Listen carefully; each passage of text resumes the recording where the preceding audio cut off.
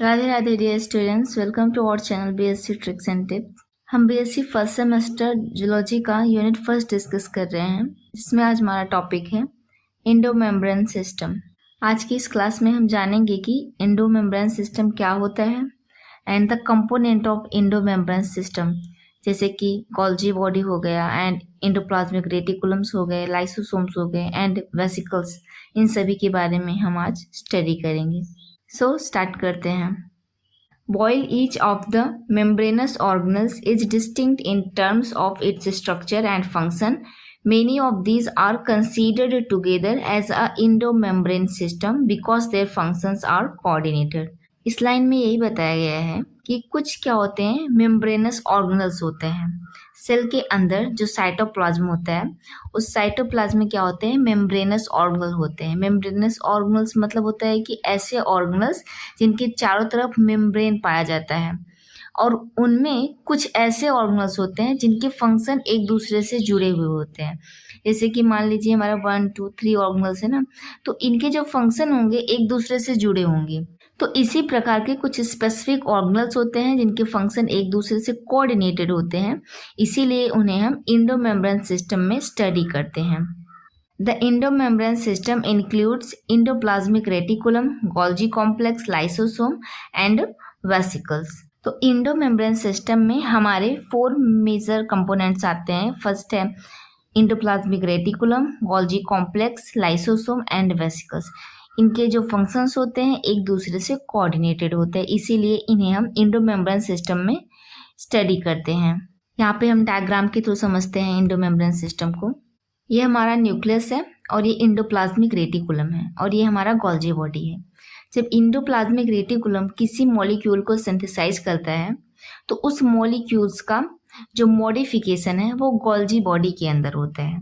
Endoplasmic reticulum से होते हुए मॉलिक्यूल गोल्जी बॉडी में जाएगा और वहाँ पे उसका मॉडिफिकेशन होगा, टैगिंग होगी, पैकेजिंग होगा, और बाद में गोल्जी बॉडी क्या करेगा, उस पर्टिकुलर मॉलिक्यूल को ट्रांसपोर्ट कर देगा इंट्रासेलुलर या एक्स्ट्रा सेलुलर स्पेस में। मीन्स या तो सेल के अंदर ट्रांसपोर्ट कर देगा उस पर्टिकुलर मॉलिक्यूल को, या तो सेल के बाहर। The endomembrane system is crucial for modifying, packaging and transporting lipid and proteins within a cell। जो एंडोमेम्ब्रेन सिस्टम होता है ये लिपिड्स और प्रोटीन्स की मॉडिफिकेशन में, पैकेजिंग में एंड ट्रांसपोर्ट में भी हेल्प करता है। नेक्स्ट है हमारा कंपोनेंट ऑफ एंडोमेम्ब्रेन सिस्टम। तो फर्स्ट कंपोनेंट है हमारा endoplasmic reticulum. Endoplasmic reticulum is a network of membranes within a eukaryotic cell। Eukaryotic cell के अंदर एंडोप्लाज्मिक रेटिकुलम क्या है, एक नेटवर्क होता है मेम्ब्रेन्स का, that plays a vital role in protein and lipid synthesis and a calcium storage, जो कि प्रोटीन एंड लिपिड की सिंथेसिस करता है एंड कैल्शियम का स्टोरेज करता है। The name endoplasmic reticulum was given by K.R. Porter. It consist of double membrane. Endoplasmic reticulum का नाम K.R. पोर्टर ने फर्स्टली दिया था और ये डबल मेम्ब्रेन बाउंड होता है, यानी कि इसका जो आउटर मेम्ब्रेन होता है वो सिंगल मेम्ब्रेन का नहीं होता है बल्कि डबल मेम्ब्रेन का होता है। Endoplasmic reticulum is made up of cisternae, tubules and vesicles. तो हमारा जो एंडोप्लाज्मिक रेटिकुलम है वो बेसिकली 3 कंपोनेंट से मिलके बना हुआ होता है, सिस्टर्नी से, ट्यूब्यूल से एंड वेसिकल से।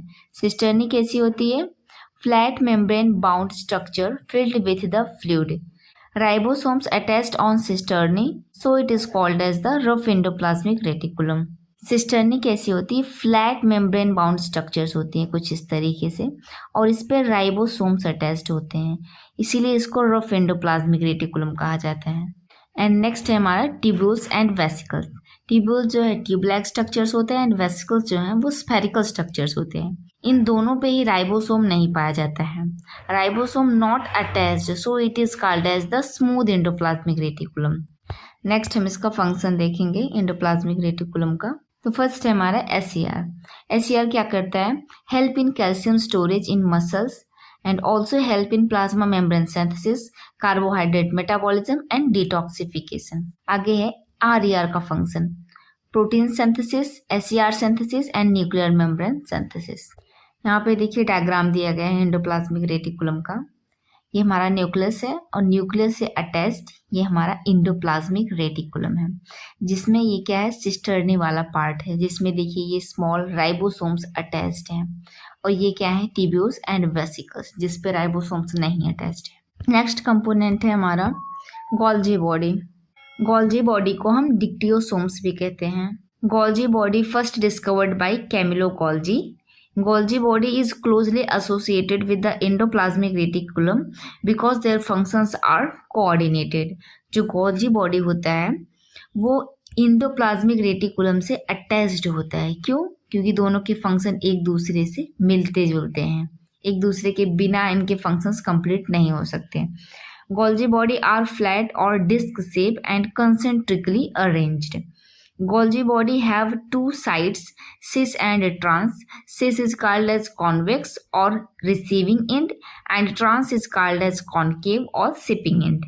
यहाँ पे डायग्राम के थ्रू समझिए, ये हमारा गोल्जी बॉडी का स्ट्रक्चर है, जिसमें ये क्या है, इसका सिस फेस है जिसको हम कॉन्वेक्स भी बोलते हैं, और ये इसका ट्रांस फेस है जिसको हम कॉनकेव भी बोलते हैं।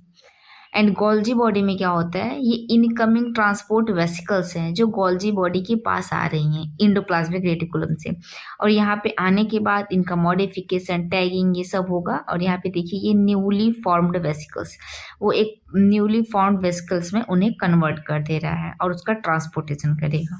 आगे हम गोल्जी बॉडी का फंक्शन देखेंगे। Production of glycoprotein and glycolipids. Golgi body glycoproteins and glycolipids की प्रोडक्शन में हेल्प करता है। Transporting and storing of lipids, lipids का ट्रांसपोर्ट एंड स्टोरेज करता है। Help in synthesis of lysosome and vesicles, ये लाइसोसोम की भी सिंथेसिस करता है, जो वेसिकल्स होते हैं उनकी भी सिंथेसिस करता है। Production of digestive enzyme, cell plate and cell wall formation. तो ये हमारे गोल्जी बॉडी के फंक्शंस हो गए। नेक्स्ट है हमारा लाइसोसोम। लाइसोसोम आर मेम्ब्रेन, यहाँ पे बाउंड ऐड कर लीजिएगा।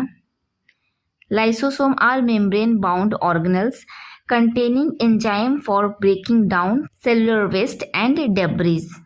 लाइसोसोम जो है मेम्ब्रेन बाउंड सेल ऑर्गेनल्स होते हैं जो कि एंजाइम को कंसिस्ट किए रहते हैं, और ये जो एंजाइम होता है वो सेल के अंदर जो सेल के वेस्ट होते हैं उसको डिग्रेडेट करने में, उसको ख़त्म करने में हेल्प करता है। नेक्स्ट है हमारा vesicles. Vesicles are small membrane bound sacs found within a cell और even outside of the cell. Vesicles small membrane bound organelles होते हैं जो कि सेल में भी प्रेजेंट हो सकते हैं और सेल के बाहर भी प्रेजेंट हो सकते हैं। They play a crucial role in transporting materials both while the cell and across the membrane. ये मटेरियल्स का ट्रांसपोर्ट सेल में भी करते हैं एंड सेल के बाहर भी करते हैं। Vesicles are made up of lipid bilayer, जो वेसिकल्स होते हैं लिपिड बाइलेयर के बने हुए होते हैं। देखिए हमारा वेसिकल का स्ट्रक्चर है जिसमें इसका हाइड्रोफिलिक एंड है और ये वाला इसका हाइड्रोफोबिक एंड है। ओके स्टूडेंट्स, तो यहाँ पे हमारा टॉपिक कंप्लीट होता है। आई थिंक आज का टॉपिक आप सबको पसंद आया होगा। इसी तरीके की और वीडियोस के लिए चैनल को लाइक, सब्सक्राइब एंड शेयर करना ना भूलें, ताकि हमें मोटिवेशन मिलता रहे नेक्स्ट वीडियोस को बनाने का। ओके स्टूडेंट्स, पढ़ाई करते रहिए, अपना ख्याल रखिए। राधे राधे।